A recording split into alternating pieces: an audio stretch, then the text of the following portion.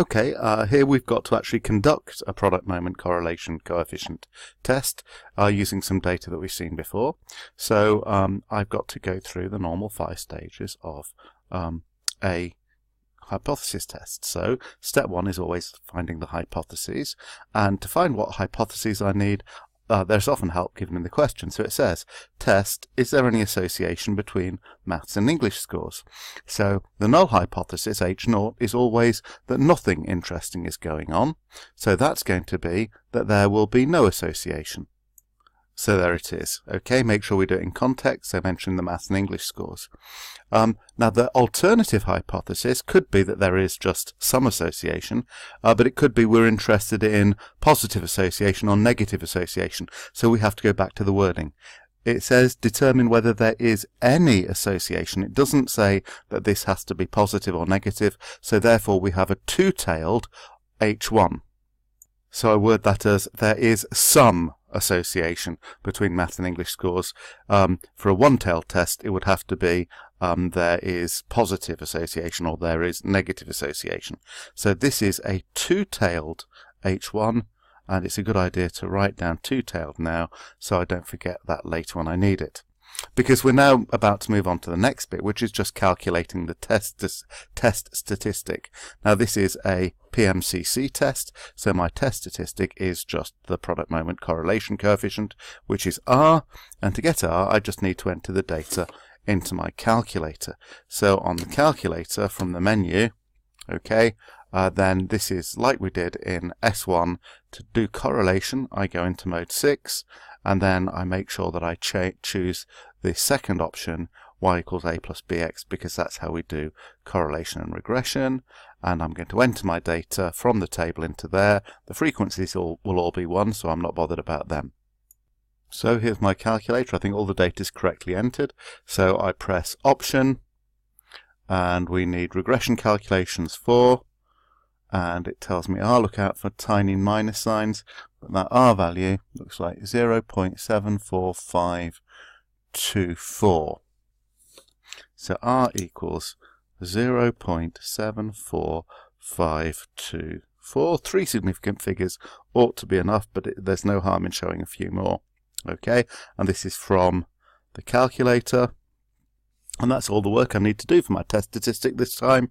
So I need to be absolutely sure I've got my R right.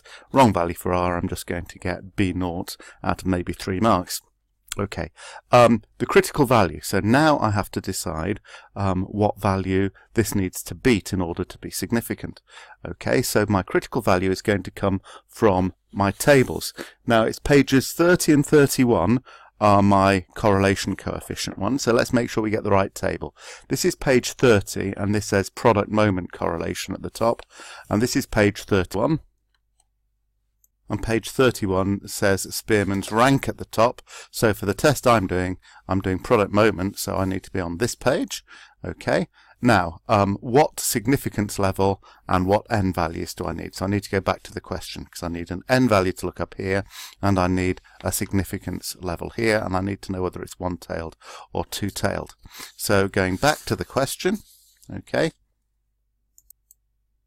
the question specified 5% significance.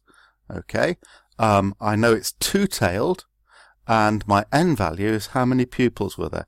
It tells me there are 10 pupils, there are 10 pairs of data. So n is 10, and I want a two-tailed 5% significance. So back on the table, okay, so I am on the right one, product moment. So 2% two-tailed test. So this is 5% two-tailed test, we said.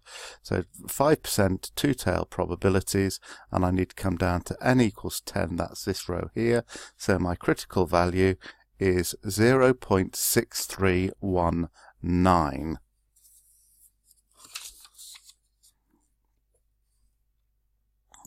So there it is. It's helpful to record the significance level and the number of tails and the n value that justify where this has come from. So now I've got a test statistic and I've got a critical value. Okay. Two-tailed. Hang on, let's be careful here.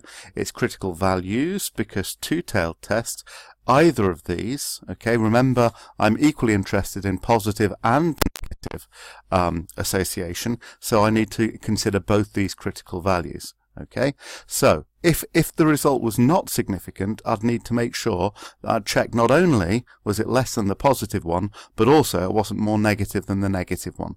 So don't forget the second critical value when it's not significant. Here I think I'm going to say that 0.74524 actually does beat my 0.6319. Okay, so this is therefore significant, so we say it's whether it's significant or not. Okay, and therefore we're going to say what we're going to do with H0. So in any case where it's significant, we are going to be rejecting H0. So H0 is rejected.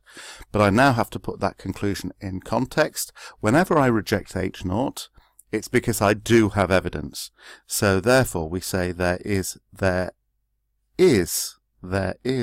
evidence. So there is evidence. I say I'm working at the 5% level, and then I say what I conclude. Well, we're concluding in favour of our alternate hypothesis H1, which is that there is some association. We're not specifying what kind of association. And my conclusion has to be in context. So I have to say that association is between maths score and English score. So we need to say in full detail, okay, the variables that were measured. So not maths and English are not enough. We need to say maths score and English score. Then finally, we need to explain a type 1 error.